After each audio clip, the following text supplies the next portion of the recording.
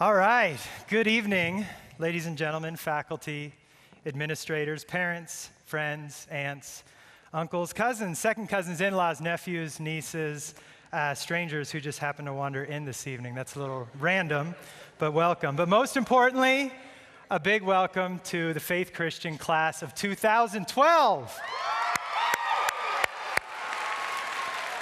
I truly do want to thank you for bestowing this honor upon me as your graduation day faculty speaker after months of secret negotiations and several hundred secret ballots, and Mr. Twaddell actually changing the name on all the ballots from his name to my name so he wouldn't have this responsibility.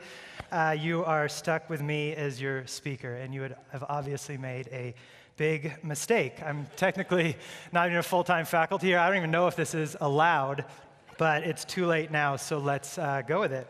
My speech today is going to be a little different, a little unorthodox at first. You see, to be honest, I wasn't quite sure what to talk about here today. Having done this a couple times in my first tenure at Faith, I understand the difficulty of speaking to such a unique audience. You've got these teenage graduates just ready to get out of here. You've got the parents ready to get them out of here. You've got extended family, again, maybe strangers here, I don't know. So I decided to do what any Bible teacher would do when they're not sure about something, and that's ask Siri, of course, right? Siri. For those of you that aren't familiar with Siri, God bless you. It probably means you have like real live friends to talk to and ask questions, but Siri is a new application on the iPhone that does stuff like you can set up appointments, you can send texts, you can, again, if you've seen those recent commercials, it's like Siri's your best friend, which is a little pathetic, but since I don't have a new iPhone, I figured that maybe I could borrow one from one of you graduates today. So do any of you have like an iPhone 4 that, Jay, you got awesome, Jay. Let's hear it for Jay. All right, so Jay has an iPhone for me. So I hope this works, because who can give better advice than Siri? So let's try this out. Okay, hey Siri, are you there?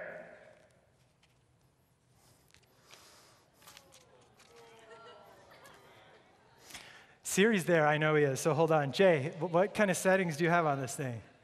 Siri, you there? 터커씨 안녕하세요. 당신은 내가 지금 무슨 말인지 모르겠어요. Jay, what language? Okay, maybe, so you said say change languages. Hey Siri, are you there? Sí, estoy aquí. Ay, pero si hablamos en español todo el tiempo, nadie va a entendernos excepto Ari Sampin, Bessie Bowles, quizás Corey Pellish y Jade Mays. Yo sé que ellas hablan el español muy bien, ¿no? But let's try this English. Siri, do you speak English? Hi, is this politically conservative audience uncomfortable with Spanish being spoken at a graduation ceremony? Yeah, they probably, but let's not get too controversial here. So Siri, take a look. What do you think of this Faith Christian class of 2012? I don't know. You have the camera pointed at you, and we all know you ain't going anywhere. Oh, thanks, Siri, but maybe you shouldn't use the word ain't during this day where we celebrate education?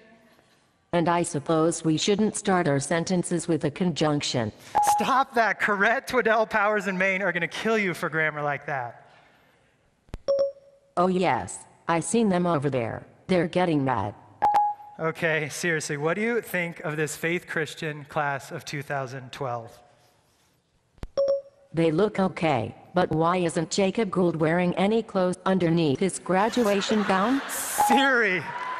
Siri, that is totally inappropriate for this venue. Hey, you asked. #awkward. Okay, one more time. What do you think of this class of 2012? Well, as I stare out into this vast sea of shining faces, I see the best and the brightest.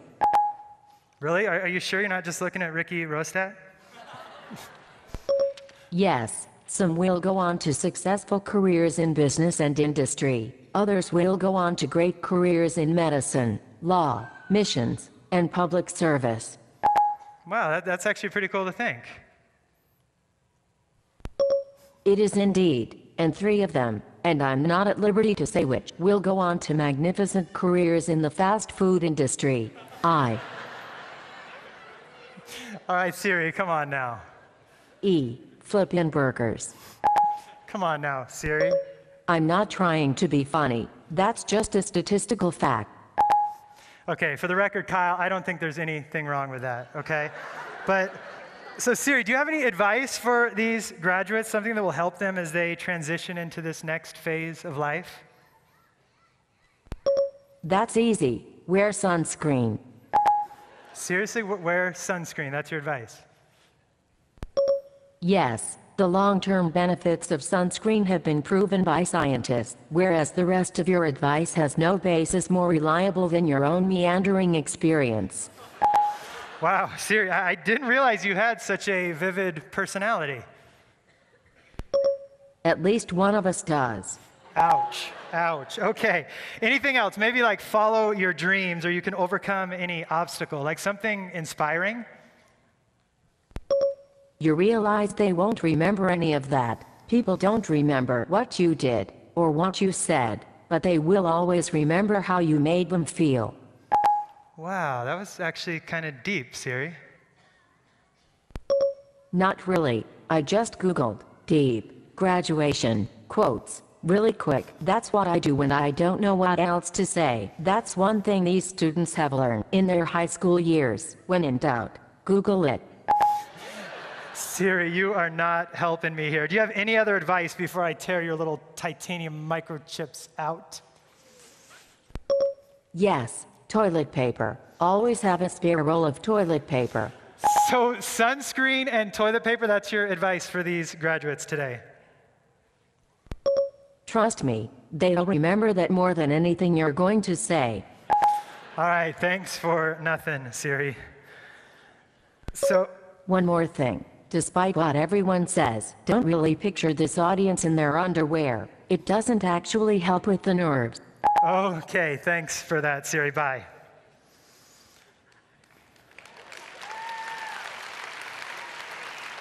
There's actually one last part. Siri actually told you congratulations, class of 2012, but that's okay. So just so you know, I actually am going to get a big-time commission from Apple for that, so that's kind of why I did it. But I actually happen to agree with Siri about the whole toilet paper thing, and judging by the trees outside of the school the other day, I think you seniors probably do too. So I've got actually a roll here, and I wanted to give you, it's just going to help me with a little illustration here. What I want you to do is picture this toilet paper as like a timeline of your life. And in case you didn't know, the average lifespan in the United States is about 78 years. A little bit more for women, a little bit less for men. And obviously only God knows when we're going to leave here.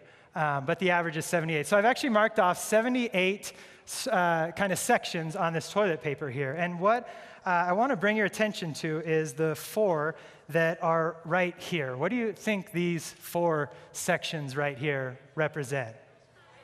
Man, you guys are good problem solvers. So this right here represents your 4 years in high school. And as you can see, you can't really see the end here. I didn't really get it all the way out, but it's really not that much in the whole scheme of things. Granted, it is a pretty key part in your development as mature, productive citizens, hopefully.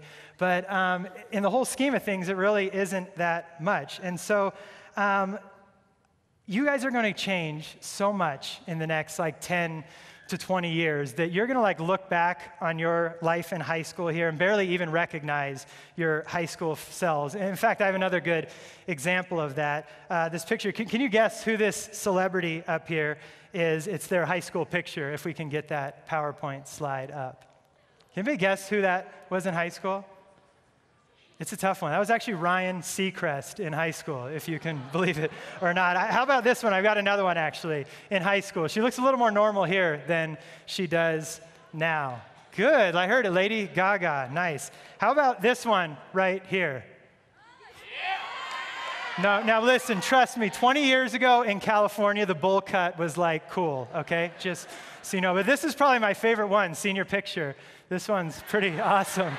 That's actually, I think, of an example that some people don't change that much after high school. He might be a little thinner right now, but otherwise that's like spitting image. But seriously, big changes, big transitions, big decisions are just beginning for you guys. But the only difference now is that you are totally responsible for these decisions, not your parents, not your teachers, you, which is a little scary since Rod told me this the other day. He said the frontal lobe in your brain, which is responsible for most of the decision making, isn't actually fully developed until you're like 23 years old, which actually explains a lot. And I'm not sure if he meant like 23 on your ID or biologically, but really, you being responsible for your decisions is not a bad thing. You're what? I don't get it.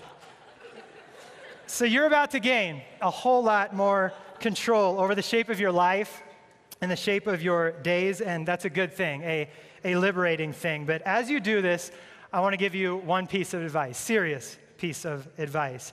Don't make your decisions harder than they need to be. You see, I think too many young Christians, including myself, spend too much time trying to divine God's blueprint, their supposed blueprint for our life, worrying about every little path that we might supposed to be on, or if I'm in God's wills. And I think we spend too little time just striving to really obey His will, the clear and plain commands of Scripture. And as I've studied the Bible and just lived life, I've realized that the will of God is not just some individualized guidance we seek before we make every decision, but it is His desire for how we live our life. So His will is not as much the specific path that we're on as it is who we are and how we're living our life. So the most important question you can ask yourselves is not, am I on the right path, or where does God want me next? It's wherever I am and wherever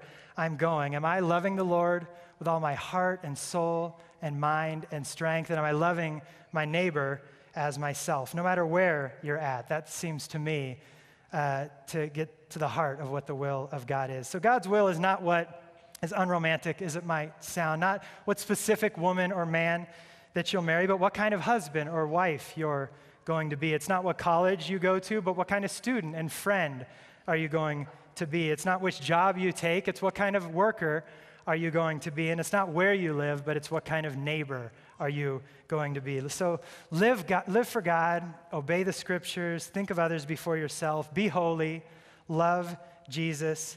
And as you do these things, wherever you are and whatever you're doing, I can guarantee you will be walking in the will of God. And I've actually got one more thing here, an illustration with the toilet paper here. This time, I actually want you to imagine that this toilet paper goes on forever.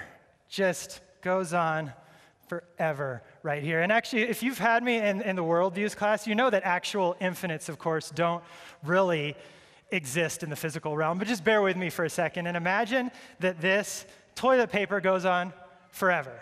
But this time, instead of it being a timeline of your life, I want you to imagine it being, again, going on forever, a timeline of your existence, your total existence, which is why it goes on forever. And I want you to look here at this red part. This little red part right here represents your life on this earth. You've got a short time here, and then you've just got an eternity somewhere else. And what blows me away is that some of you, perhaps many of you, and this could go for some adults in here also, all you think about is this red part. It's all you think about it. You're consumed by this. You're like, oh, I'm going to go to college right here, and I'm going to get a good job, and I'm going to save up, and I'm going to like really live it up right here. I'm going to enjoy myself here. And I'm like, well, what about this? What about the rest of it? And I'm like, are you kidding me? Because I think the Bible obviously teaches that what we do during this red part determines how we're going to exist for millions and millions and millions of years, forever. And so why would I spend this little red part trying to make myself as comfortable as possible or enjoy myself as much as I can? I love how Paul kind of puts it in Hebrews. He says, look, I'm going to live my life for this mission, like a race. I'm going to spend my life, I'm going to invest my life just looking toward that finish line, that moment when I cross the finish line and I come face to face with Jesus. And it's like a runner. You're just looking at that moment, and I'm not looking about what's around me. And it's tempting. It's tempting for all of us, but I'm like a runner just looking at that moment when I face God here and I enter into eternity. And you see, some of you have looked at some of my decisions, whether it's to move my family with 2 young children to a developing country, or to adopt a child, or to live in a more economically depressed area downtown. And you've thought, or even said it to me before, you're like, well, that's crazy, man. Why would you want to live down there? Why would you want to be there? Why would you want to live like that? They're like, you're really going to affect this part of your life right here by doing that. And I'm like, no, you're crazy. The way you live your life now in this red part is going to affect how the rest of your eternity goes. And so I'm look at the way some people live, and I'm like, man, that is so crazy. Are you going to really live like that right now? Are you going to do that just to enjoy, not even knowing if you have tomorrow? And you think that's normal, and I'm crazy. It just doesn't make sense. So my challenge, I suppose, is this. What are you going to live for? Are you going to live for this little red part or the eternity that comes after that? How are you going to live your life? Are you going to be solely focused on your own pleasure and comfort, or will you truly make an effort to reach out to the least and the last, even if it's a sacrifice to your own lifestyle? In case you haven't learned this in all these years at Faith, this is a pretty important issue to God, what you do for the poor, the hungry, the oppressed, the orphans, the widows. And if you truly believe the gospel, and I hope you do, if you truly believe what Jesus said and want to emulate how he lived, this must be important to you. So do something. Get your boots dirty, adopt an orphan, mentor a fatherless, at-risk child, care for the widows, fight injustice everywhere you're at. Give a large portion of your money that you're going to make someday, we all hope, and give it away. Sacrifice maybe having the nicest car or living in the nicest neighborhood, spending on that red part, and instead use that money to help and serve others. Invest in the white part. Store up your treasures in heaven. There's innumerable ways to do this, but just do something. Don't be deceived by this apathetic mentality that oftentimes dominates your generation, our generation. So class of 2012, you guys really are awesome. You're an extremely gifted and talented group in a number of different ways.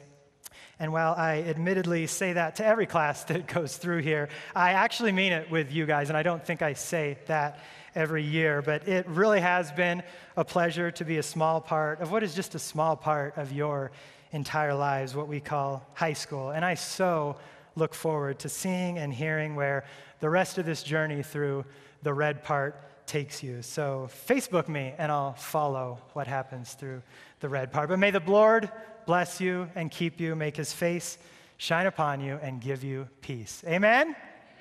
Thank you.